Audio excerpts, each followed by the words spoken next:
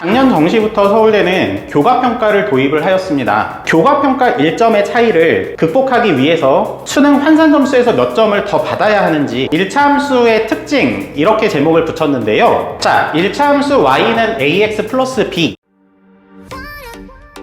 안녕하십니까. 대치 아이데이 입시연구소 이유종 소장입니다. 2023학년도 정시가 끝나고 처음으로 인사드리는 것 같습니다. 이 영상부터 시작해서 2024학년도 주요 대학들의 입시 전형에 대해서 몇 번에 나눠서 영상 제작을 진행해 보도록 하겠습니다. 오늘은 첫 번째 시간으로 여기 나와 있는 대로 서울대학교 입시 전형에 대해서 살펴볼 예정입니다. 크게 세 가지 부분으로 나누어서 설명드릴 예정인데요. 첫 번째는 2024학년도 전형에서 변화된 내용들에 대해서 살펴보기로 하겠습니다. 그리고 두 번째는 2024학년도부터 서울대학교는 수시와 정시에서 전공별 권장 이수 과목에 대해서 평가를 한다고 발표했었습니다. 그래서 이에 대해서 다시 한번 살펴볼 예정이고요. 그리고 마지막 세 번째는 작년도 정시부터 서울대학교는 교과평가를 정시에 반영을 하였습니다. 물론 이에 대해서 작년에 입시를 치르신 분들은 내용에 대해서 잘 아시겠지만 의외로 환산점 공식에 관한 해석에 대해서 아직 잘 이해가 안 되시는 분들도 많으신 것 같습니다.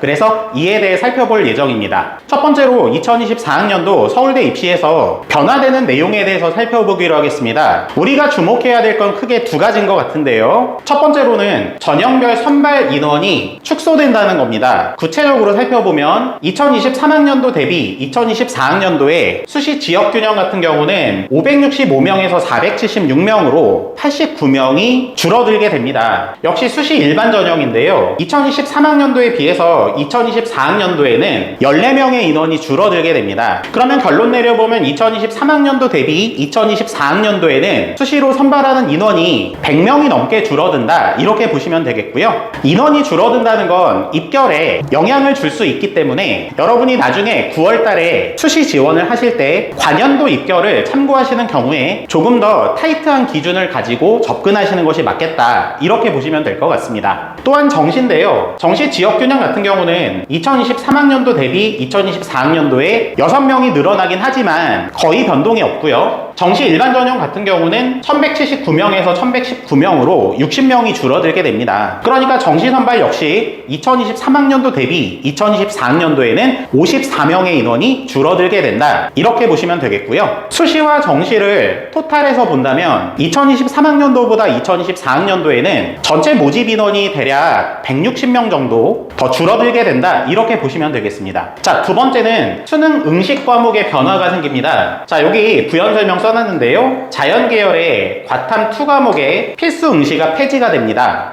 사실 이 부분은 정시 지역균형, 정시 일반 전형에 교과평가를 도입하는 것과도 어느 정도 연관성이 있다고 생각이 되는데요. 아시다시피 작년도에, 그러니까 2023학년도 정시인 거죠. 원서 마감일이 12월 31일이었는데요. 그날 오전 11시까지도 경쟁률이 1대1이 되지 않는 과들이 굉장히 많았습니다. 결국 내신평가에 대한 부담감 때문에 수능 점수만 가지고는 서울대 합격에 확신을 가질 수 없던 친구들이 결국 다른 약대 쪽으로 안정 지원을 많이 한 것으로 평가가 되는데요. 그렇다면 그런 우수한 친구들이 빠져나간 자리를 점수가 좀 모자른 친구들이 소신 지원을 하고 싶어도 작년까지는 과탐에서 2 과목이 필수였기 때문에 지원 자격이 되지 않아서 서울대를 지원하지 못하는 그런 상황들이 발생한 것으로 알고 있습니다. 그래서 올해부터는 자연계열에서 과탐 2 과목 필수 응시가 폐지되었기 때문에 정시에서 작년 같은 그런 상황은 벌어지지 않을 거라고 예상이 됩니다. 구체적 내용에 대해서 살펴보면, 자, 유형은 크게 세 가지입니다.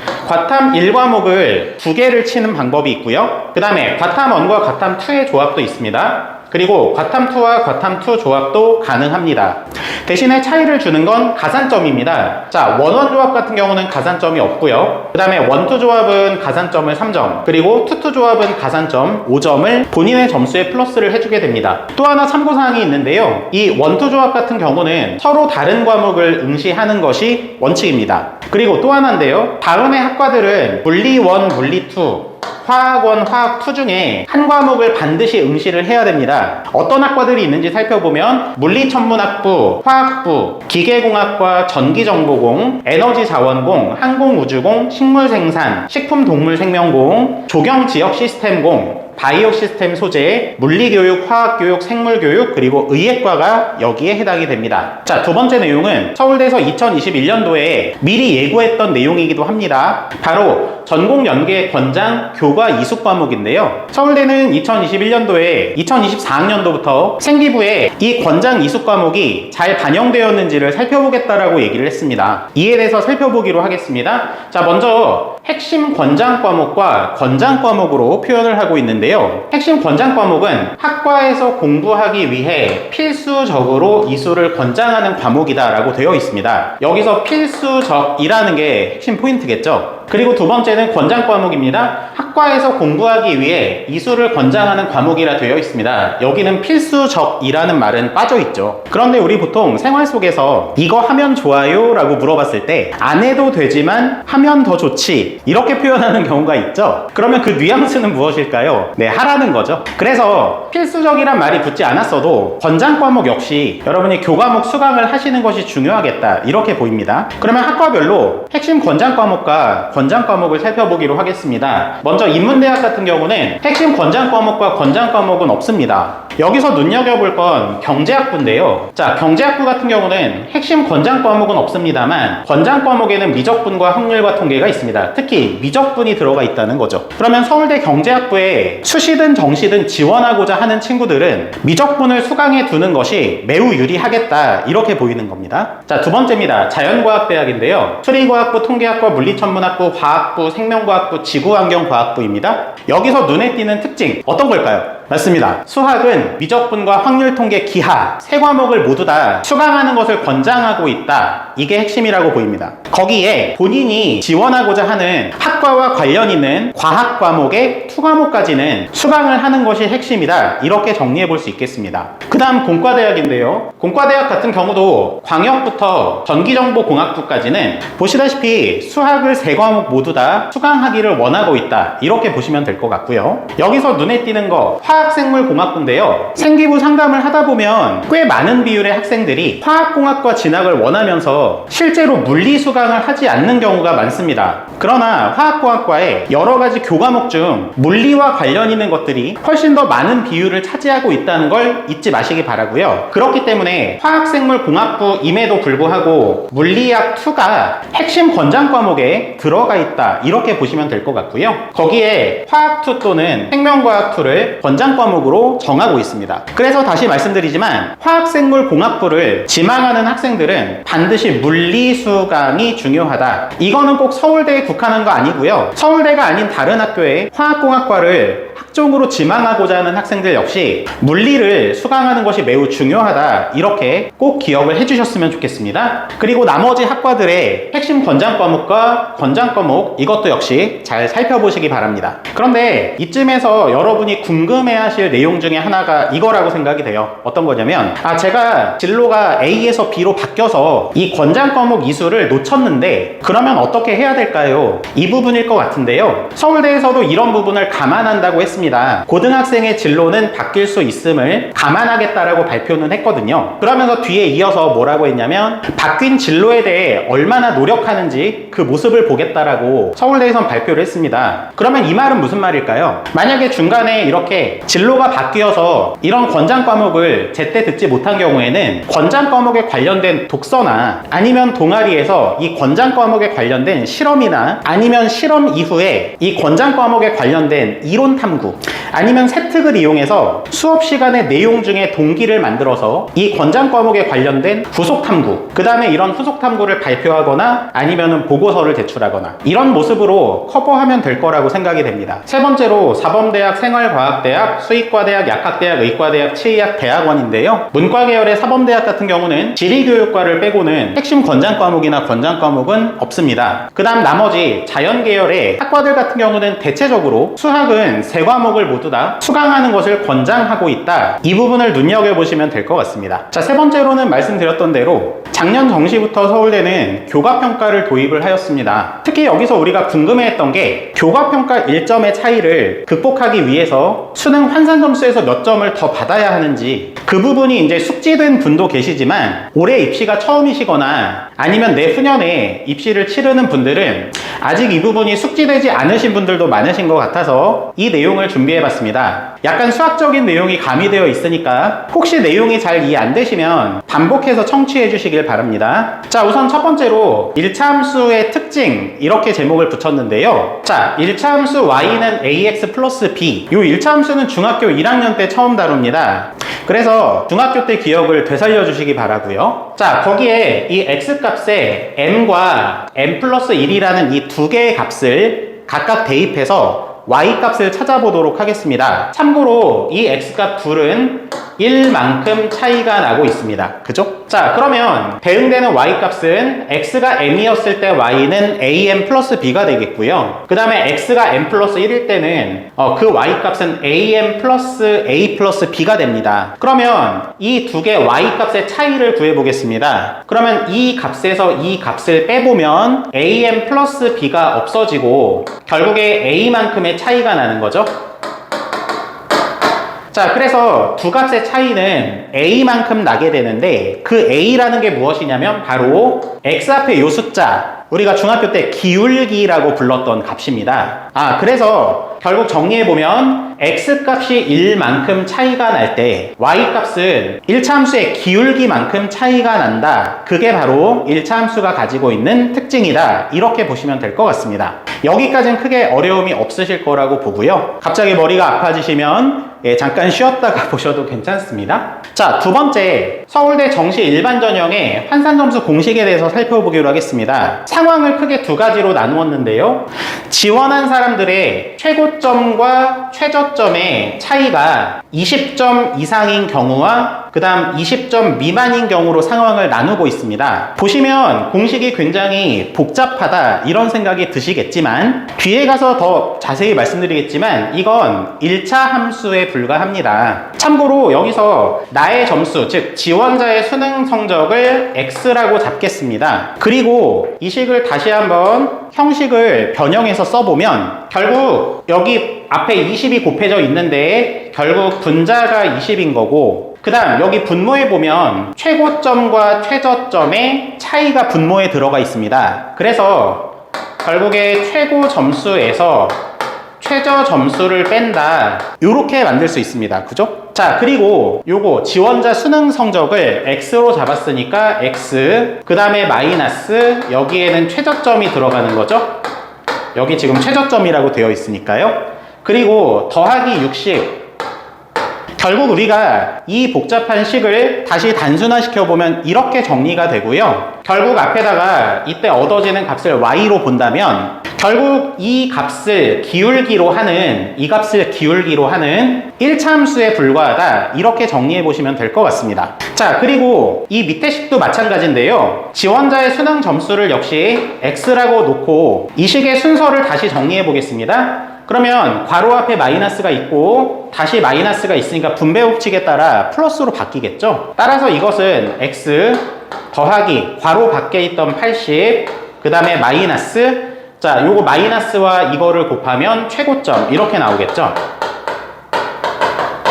그런데 이 값은 어쨌든 어떤 상수값이 될 겁니다. 계산을 하면 이렇게 상수값이 되겠죠. 그래서 앞에다가 y를 붙여보면 자, 결국에 이것은 기울기가 1이 되는 1차 함수다. 역시 이렇게 보시면 될 것 같습니다. 그러니까 정리해보면 결국 서울대 정시 일반 전형의 환산점수 공식은 지원자의 최고점과 최저점의 차이가 20점을 넘어가게 되면 그때 이 환산점수의 공식은 최고점과 최저점을 분모로 하고 분자를 20으로 하는 이 분수값을 기울기로 하는 1차 함수다. 이렇게 보시면 되겠고요. 그 다음에 이 차이가 20점 미만인 경우엔 기울기가 1이 되는 1차 함수다. 이렇게 정리하시면 될 것 같습니다. 제가 앞에서 말씀드렸던 내용을 뒤에다가 자세히 적었는데요. 자, 만약에 지원자의 최고점과 최저점의 점수 차이가 20점 이상인 경우엔 결국 아까 앞에서 말씀드렸던 대로 이 환산점수 공식은 최고점 마이너스 최저점 분의 20을 기울기로 하는 1차 함수가 된다. 그 설명을 하고 있는 겁니다. 자, 그렇다면 이 식이 갖는 의미는 뭐냐?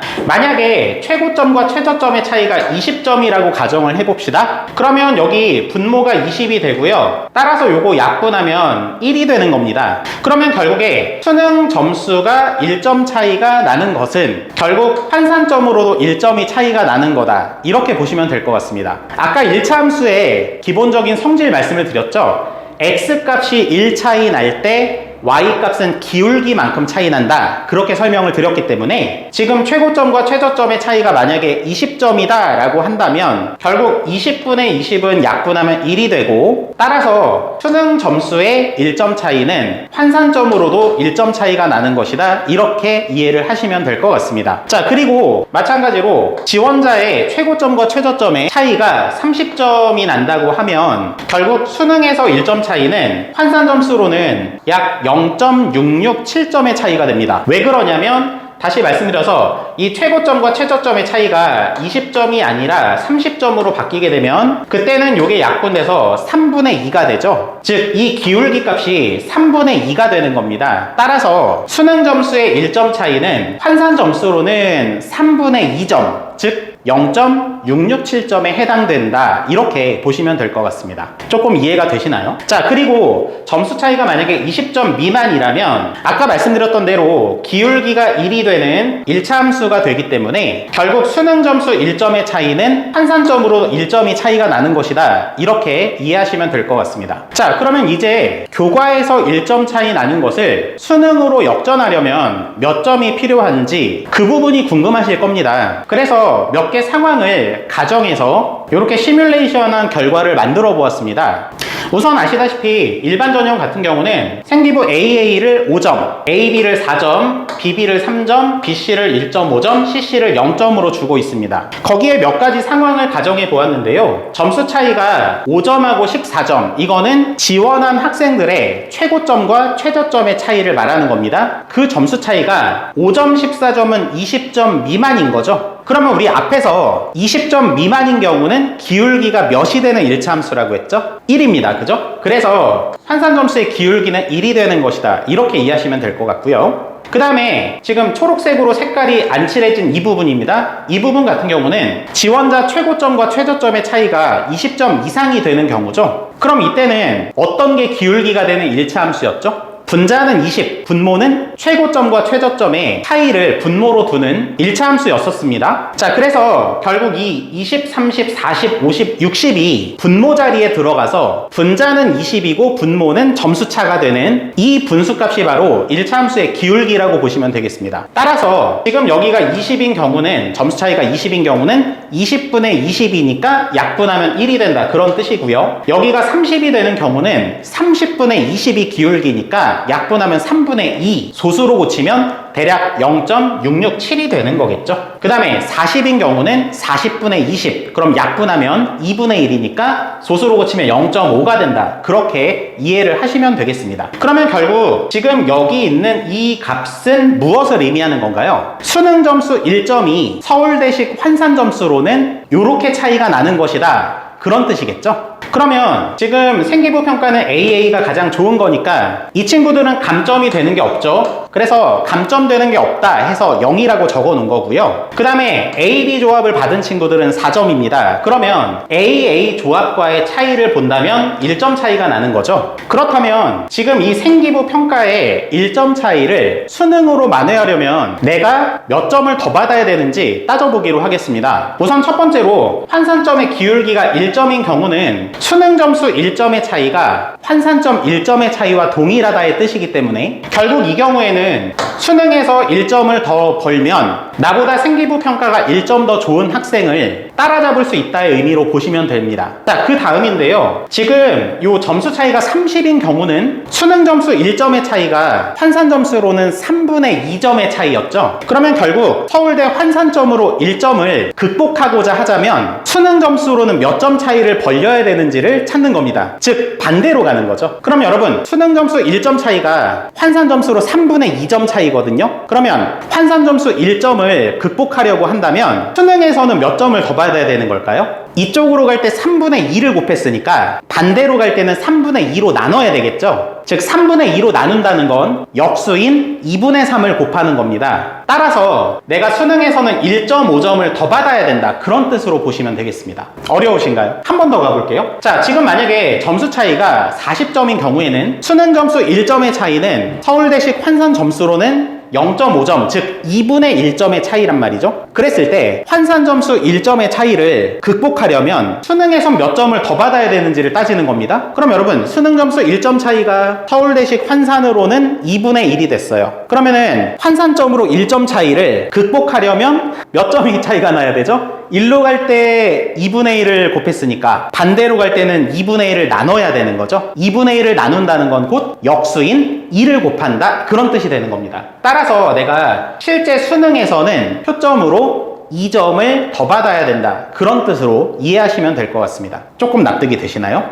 자, 그렇게 해서 점수 차이에 따른 생기부 1점 차이, 생기부 2점 차이, 3.5점 차이, 5점 차이를 수능으로 극복을 하려면 이 AA를 받은 친구보다 몇 점을 더 받아야 되는지를 이렇게 이론상 따져본 거라고 보시면 되겠습니다. 자, 그런데 이 노란색으로 칠해진 부분이 있네요. 여기는 뭘까요? 간단히 말씀드려서 이런 아이들 같은 경우는 결국 실제 수능 표점상으로 10.5점을 더 받아야 된다, 그런 얘기거든요. 그런데 여러분, 서울대는 최상위권이 지원하는 학교란 말입니다. 그런데 생기부 점수가 낮은 친구가 생기부 점수 높은 친구보다 표점을 10점 이상 더 번다는 거는 쉽지가 않겠죠. 왜냐면 최상위권들이 지원하니까요. 따라서 노란색으로 칠해진 부분은 실제로는 불가능에 가깝다, 즉 뒤집기가 어려운 영역에 속하겠다, 이렇게 판단을 해놓은 거라고 보시면 될 것 같습니다. 자, 마지막으로 정시 직윤 전형도 마찬가지인데요. 자, 정시 직윤 전형은 지원자의 최고점과 최저점의 차이를 15점을 기준으로 상황을 나누고 있습니다. 그럼 여러분, 앞에서 일반 전형에서 해보셨으니까 지금 이 식 같은 경우는 기울기가 몇인 일차함수가 되나요? 최고점과 최저점의 차이를 분모로, 그리고 분자를 15로 하는 일차함수가 되는 거겠죠. 자, 그 다음에 지금 요 15점 미만인 경우는 어떻죠? 역시 이 마이너스를 분배하게 되면 결국 이거는 기울기가 1인 1차 함수다, 이제는 눈에 좀 들어오시죠? 왜냐면 일반 전형하고 차이는 요 기준값 15점, 20점 그 차이밖에 없으니까요. 공식의 모양은 똑같으니까요. 자, 그래서 마찬가지로 지금 요 점수 차에 따른 환산 점수 기울기 역시 만들어 봤고요. 그 다음에 AA 10점, 8점, 6점, 3점, 0점입니다. 그래서 AA를 기준으로 지금 생기부의 점수 차는 2점, 4점, 7점, 10점이 나기 때문에 지금 여기 2점을 수능으로 극복하기 위해서 필요한 표준 점수라고 보시면 되겠습니다. 그리고 여기 마찬가지로 노란색으로 표시된 부분은